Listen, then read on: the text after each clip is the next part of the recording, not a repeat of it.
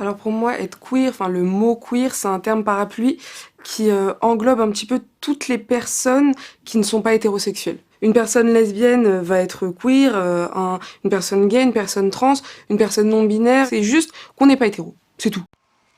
Bonjour, je fais cette vidéo sur demande d'un abonné pour répondre à la vidéo de la chaîne Combini dans laquelle Sarah, une comédienne et réalisatrice, fait un speech intitulé « Je suis queer et musulmane ».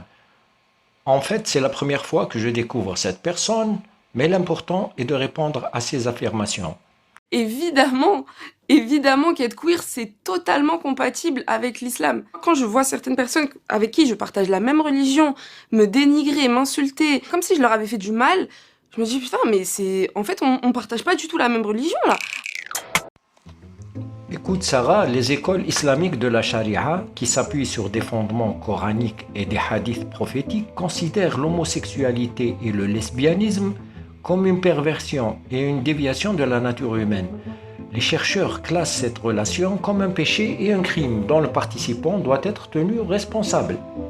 Le Coran mentionne l'histoire du peuple de Lot, qui a été anéanti par Allah parce que selon la plupart des interprétations, ils se sont livrés à des actes physiques savoureux parmi les hommes. Ibn al-Qayyim a dit dans son livre La réponse suffisante, son châtiment dans ce monde et dans l'au-delà fut l'un des plus grands. En fait, si les musulmans te dénigrent, seulement tu dois te considérer comme chanceuse parce que tu es au pays de Voltaire et des droits de l'homme. Que serait ta sanction, Sarah, si tu étais dans un pays qui applique la charia islamique? Tu ne t'es jamais posé la question? D'abord, Sarah, toi qui te considères musulmane, dis-moi que connais-tu de l'islam? Tu ne signes jamais un contrat de 100 pages en ayant lu juste les 2 premières pages. Donc, toi, tu cautionnes une religion dont tu ne connais pas grand-chose.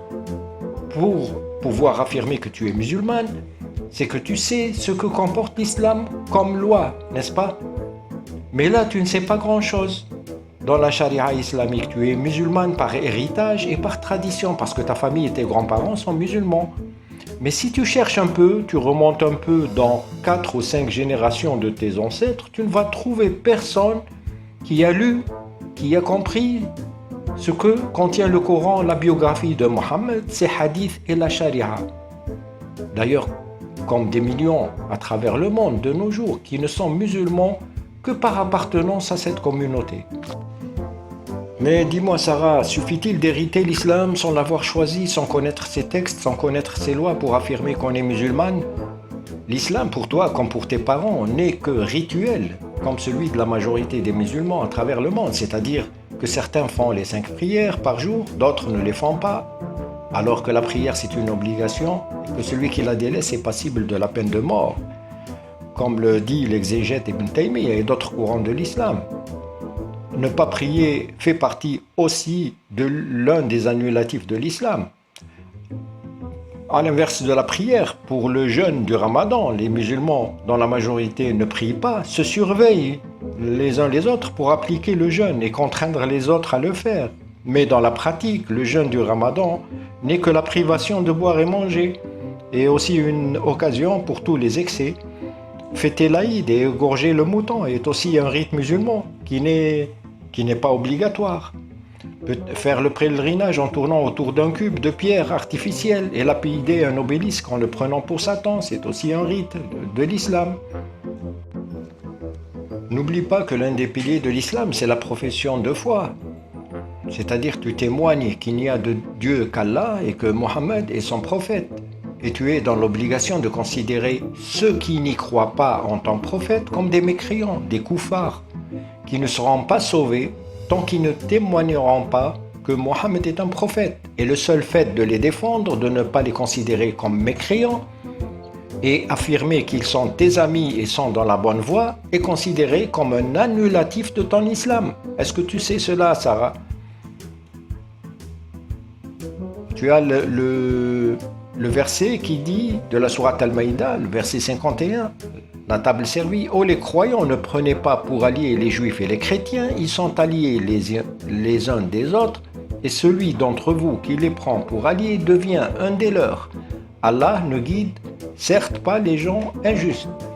Toi qui te considères musulmane, acceptes-tu les lois de cette religion? Par exemple, acceptes-tu d'hériter la moitié de ton frère? Accepterais-tu que ton témoignage ne comptera que pour la moitié de celui d'un homme? Accepterais-tu que le mari de ta sœur épouse d'autres femmes? Accepterais-tu qu'il ait l'autorisation d'Allah de frapper ta sœur s'il craint sa désobéissance? Tout ça, c'est dans le Coran et dans la charia. Tu te dis, ah ouais, mais comment est-ce que je fais? Est-ce qu'il faut que je fasse un choix? Est-ce que maintenant je suis que queer ou est-ce que je suis que musulmane? Est-ce que je peux être les deux? Et quand t'as rien et quand tu t'informes pas surtout, tu te dis que t'es obligé de faire un choix. Mais ça a pris beaucoup, beaucoup de temps pour que je comprenne qu'il m'est possible d'être autant queer que musulmane, comme je suis autant femme que algérienne. En fait, il y a 10 annulatifs dans l'islam. Il y en a 10. Et l'homosexualité n'en fait pas partie. Revenons à ton speech. Sarah, à propos des 10 annulatifs qui font sortir de l'islam, tu as déjà commis un annulatif. C'est le fait de halaliser, si j'ose dire, ou rendre licite par toi-même ce qui a été décrété comme illicite ou péché majeur. Je m'explique. Un musulman qui boit des boissons alcooliques commet un péché, mais reste musulman. Mais un musulman qui boit et affirme que le vin est autorisé commet un annulatif et sort de l'islam. Tu as fait la même chose. Tu as décrété que être queer, c'est compatible avec l'islam. Il existe de nombreuses méthodes par lesquelles les juristes islamiques ont appelé à la punition des gays et des lesbiennes qui se livrent à des activités sexuelles. Une forme d'exécution consiste à exposer une personne qui se livre à des relations sexuelles, homosexuelles, lesbiennes, à être lapidée à mort par une foule de musulmans, comme le dit le hadith du prophète Mohammed. Il a été décidé aussi par les savants, les ulama, à l'unanimité, que toute personne qui se livre à des relations sexuelles, homosexuelles, lesbiennes, devrait être jetée d'un toit ou d'un endroit élevé. Il y a 7 versets dans le Coran qui parlent du peuple de Lot, qui sont les mêmes que ceux qui sont apparus dans la Bible, mais ils sont connus dans le christianisme comme les habitants de Sodome et Gomorrhe. Et leur destruction par Dieu est clairement liée à leur pratique homosexuelle. Et Lot, quand il dit à son peuple, vous livrez-vous à cette turpitude que nul parmi les mondes n'a commise avant vous?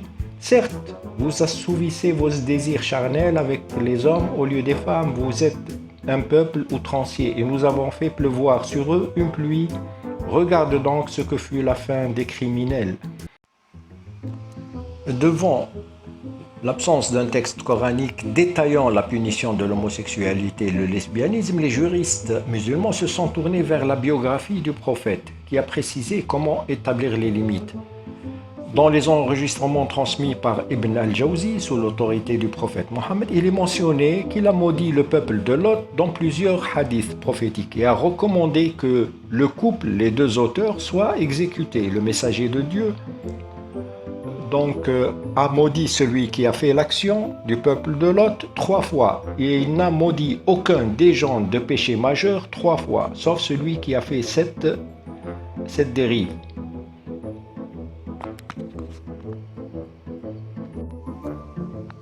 Quant au lesbianisme, un hadith a été rapporté du prophète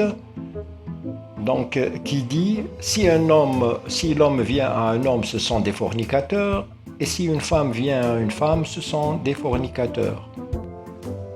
À quelques exceptions près, tous les érudits islamiques considèrent toute activité sexuelle entre personnes du même sexe comme un crime punissable et comme un péché. Bien qu'il n'y ait pas de sanctions spécifiques convenues, cela est généralement laissé à la discrétion des autorités locales islamiques. En résumé, Sarah, vis ta vie normalement sans essayer de te justifier auprès de ta communauté, ni d'essayer de concilier ta nature queer avec l'islam. L'islam a déjà tranché avec cette question depuis des siècles et rejette toute relation du même sexe. L'islam est déjà en conflit avec ta nature en tant que femme vivant à l'occidental, alors que dire si tu es queer en sus? À bientôt.